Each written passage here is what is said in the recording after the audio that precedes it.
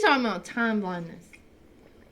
It's like means some psychological term they make you up. get distracted, and instead of learning how to deal with your distraction, you say that you're just not aware that time is a thing. So it's like an ADHD thing. Like, That's I got ADHD, so I can't. That's No. exactly what it is. It's the I'm the victim mentality of our life these days. Like, everybody wants to be a victim. There are actual conditions, and then there are things that are just a label given to a thing that you're experiencing about yourself. It doesn't mean that you have a condition.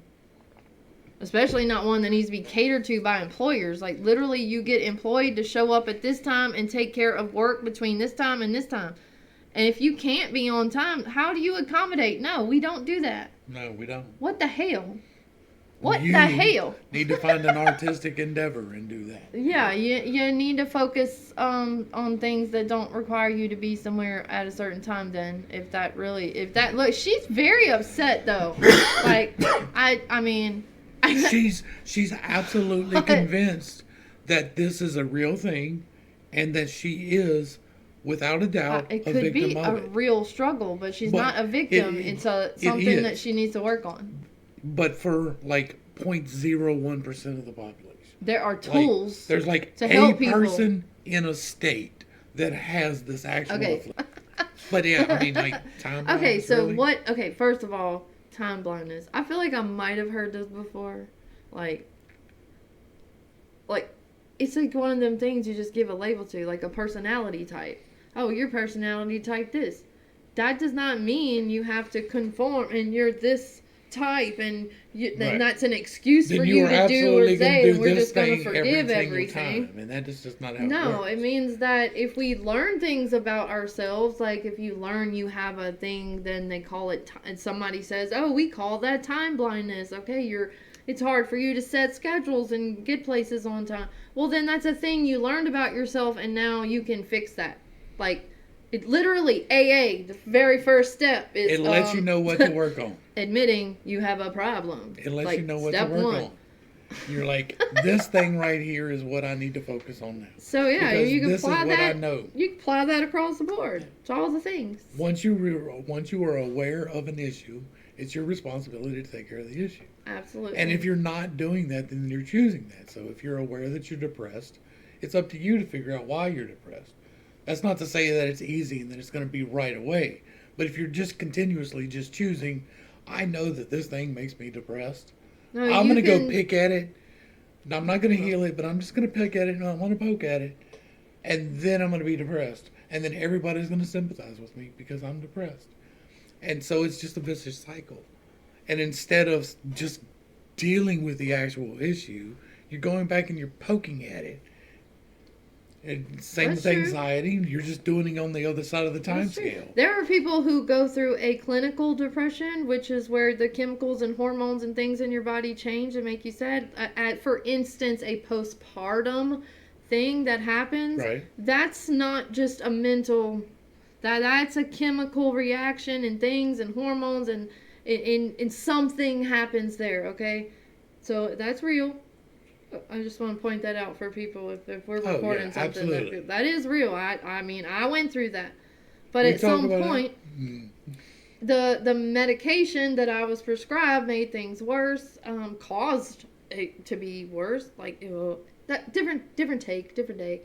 But I literally had to choose that I didn't want to be sad anymore. Like, I had to choose, the definition of having clinical depression or anxiety is like recognizing that the feelings you're having aren't they're not compatible with the situation that's happening, that you're going outside of a reasonable, rational feeling and you're feeling something stronger. Like, this shouldn't be this way. I mean, I could get into details about my experience, but that would be a whole different thing. But, like, it's real. It really is real. Absolutely. For people. But I fought through that. Like, ultimately, it's a choice. Whether it's a choice where you say, something's wrong, I need to go talk to my doctor. I need to go get help. Like, any way you choose to find the help, that'd be great. But it is a choice. you don't even have to see it. In my opinion, you don't have to see a doctor. I don't think that's what he's saying. It's like, you don't Most have of the time, to. you don't need the chemicals. Some Because people do, absolutely. The chemical problem is an absolute thing. And people who take those medicines find themselves just clear enough to make the choice. Because they already made a choice to go get the help. If you've been on these antidepressants or anti-anxiety medications for more than 2 years, you're doing it wrong. Like, that's a stopgap for help me get my body back in order so I can get my mind back in order real quick. And then when you get your mind back in order, you get off of the pills. It's not meant to be taken for the rest of your life. Like, it's not. That's true, but they'll tell you that. Like, they don't tell you that. They don't tell you how to take the medicine. They don't tell you that you shouldn't just stop taking the medicine. They don't tell you, or what they did tell me was that I was going to be dependent on it forever. That's what they want. Indefinitely. That's the goal. And I'm like, wait a minute, because half of what I was going through was situational, and I felt like circumstantial, like the circumstances for me will change, and I can make choices to make my circumstances change, and if those change, that's going to change the way I feel about life and things. So, yeah, in some scenarios, it is a choice that you're making. You're either going to give up or you're going to fight. You're going to sit up and go, okay, what do I want? What do I need to make those things I want come true? Like, little by little. And I'm talking, we've started from scratch a lot of times. So it's not like, we're talking about big dreams here, which we are these days, trying to talk about big dreams. God's got this. We come from somewhere where, we didn't. We were surviving day to day. And now we're still doing that. But we're living. We're not just surviving. We're living day to day. And consciously walking into a greater purpose. Exactly. And so. But she looks so sad, right? Like, yes, she does. My compassion, my empathy. No, she is absolutely, like, just terrible. Like, it's the worst thing in the world that somebody told her that she would have to be on time to come to work. That's what happened. Somebody told her that she was going to have to be on time. That there wouldn't be no accommodation for no. They yelled at her. That hurt her feelings. No. I guess they had probably laughed at her more than they yelled at her. Probably so. Like, I would have laughed. If that would have come up to me, I would have laughed. I would have been like, did you, like, yeah, no. I would have just shook her hand and said, thanks for coming. We'll let you know. Like, I would have ended it very quickly. I wouldn't have yelled at her. I wouldn't have yelled. But if it was like the fifth person, we hire a lot of young people. Like, in the last few years, our crew at work has been like kids that, they're not kids. They're grown people. They're adults. But they're the same age as my children, so that freaks me out. It reminds me that we have adult children. Yes, we do. And I feel really old, but I'm also not that old yet.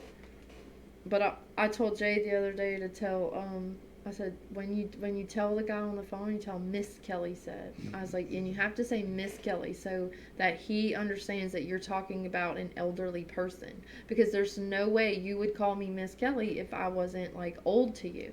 You only call old people. And now, he can't get mad at an old lady. He's not going to be mean to me. Because now, if I'm respected and all, you got to think, I've never met these people. It's all, like, on email and phone calls. Right.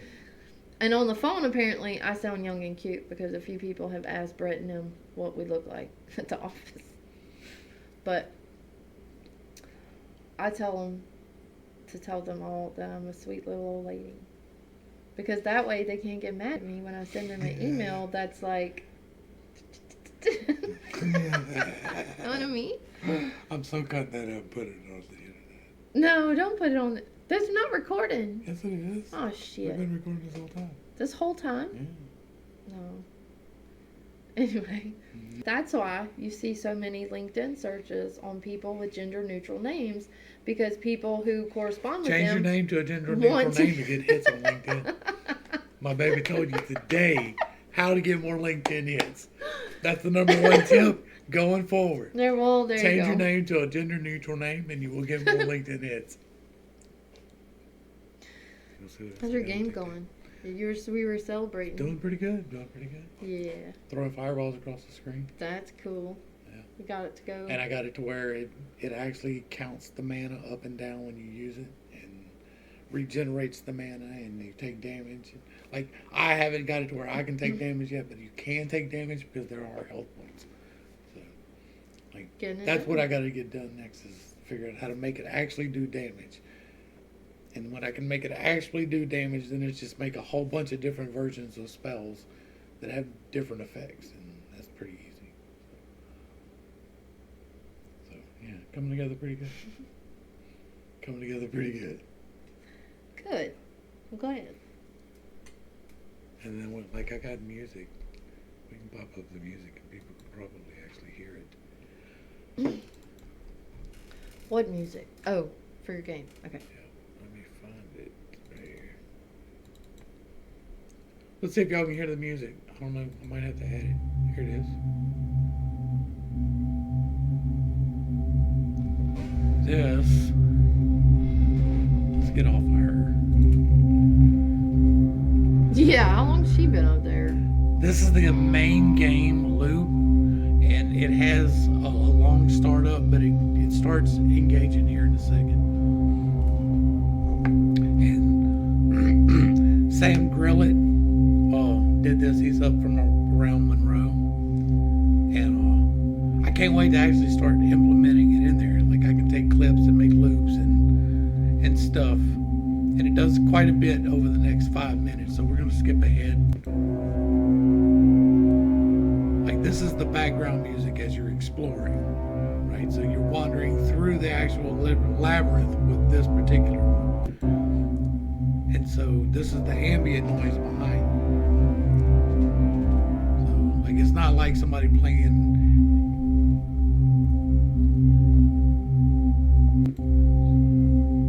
But it has a few different sections where it has different tonalities and stuff, so you can make different loops for different parts.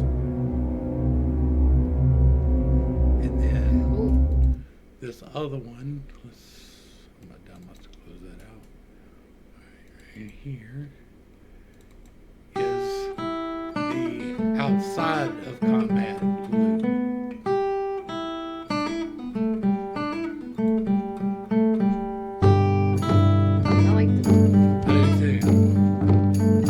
It's amazing that somebody wanted to help out like this, and like it's great, and like it picks up as it goes on too, and it does several different things as it goes on. I'm looking for somebody whistling back here. It sounds like it's coming from back there. Right? Like, you did an amazing I'm like, job. is Aaron whistling to the song?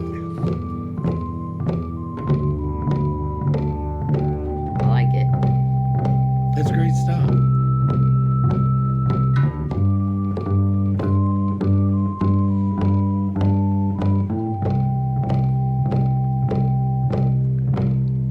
Okay, don't give it all away. Well, I mean, this is the game music's a hook, so like it's something like you got to keep refining as you go along. I'm sure this won't be the final version of it, but that little loop right there, amazing. that was Like, I'd recognize that anytime I heard it again. And exactly, that's the kind of thing that you want. You know, you want it to pop in your mind like that. This should not still be on. It's still recording us. We should stop recording us. We can do that. That is How's it going? How's it going? I'm not doing anything fine. You're not doing anything fine? Yeah. What do you mean? I'm just. Just came to have a coffee with you. No. You don't have a coffee? No. Want me to call the police? Do you No. want to have a coffee? He came to No. meet a kid. Want me to call the police? No. Want to have a coffee? Oh. Yeah. Okay. It's a sting I thought so. operation. What are you doing here? Okay, I'm well, I just didn't sitting here know drinking that. coffee. This was the fucking Oh, caption my- that says that. Oh, I'm my thinking they're just goodness. harassing a man. I'm sorry. Do you want me to read the messages? I can read them to everybody in this King Supers, or we can be honest. I'll be honest, sir. Okay. I'll be We're honest. recording for your safety and ours. We're not law enforcement, okay? We stopped this from happening. Okay. We don't have to call the police, but I certainly will if you bullshit, okay? Okay. So depending on how you are is No, you depending need how to this is call going to go the today, They do okay? call the Thank police. you. They call the police. What were you going to do today? I wasn't going to do anything that he wouldn't have wanted to do. Okay, so if he wanted to to have sex, would you have had sex with him if he wanted it? How old does he think he is? possibly. But how old was this guy? He claimed to be 14, and if you read all of these, I did. I was trying to not, you know, So this is the only 14-year-old you've ever talked to? no, No. no. You were grooming What's wrong him, with Yeah, you? getting him to feel comfortable, and you would have gone as far as he would have gone. I understand exactly what you're saying because it all looks like that very well. But in my own mind, I wanted to just explore him in the aspect of. You did want to explore him. I'm going to get to that in a minute. You 100% today wanted to have.